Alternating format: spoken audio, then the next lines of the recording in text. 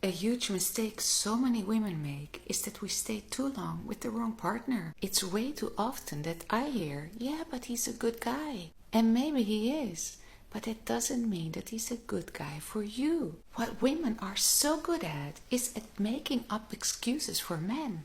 A guy who may seem great on paper because he is a lawyer, he drives the right car, and he lives in a good neighborhood may still not be compatible with you, but you get stuck on this, yes, but he's a lawyer. Or, but he's such a good guy because he makes me breakfast every Sunday. All these excuses because you don't want to admit to yourself that it's actually not working. But did you know that the most important thing for a relationship to be successful is that you two fit?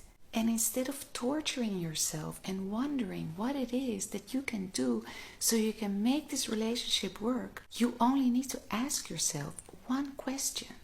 Ask yourself if you like yourself when you are with him.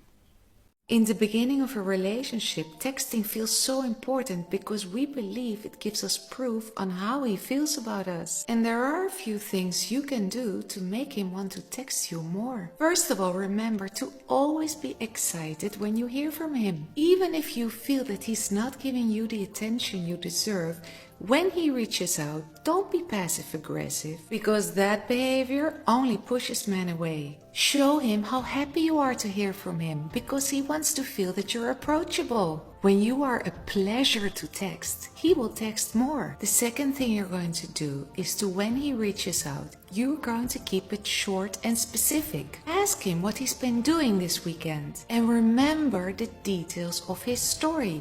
So next time he reaches out, you can ask him how it was. That gives him the feeling that you believe he's important enough for you to remember all these details about his life. And the third thing you're going to do, you're going to confuse him just a little bit. When he reaches out, don't always reply immediately. Like that, you show him that you're not waiting by the phone all day to hear from him. Your sudden distance could mean that you're also texting with other guys. And if there's one thing men hate, is the feeling of competing with somebody else. And the thought that maybe you don't want him anymore will make him go crazy, because the feeling of rejection creates obsession. Don't make this mistake with him. When we women date a man, we often look at him and we wonder what he can do for us. We have certain standards and expectations of a man.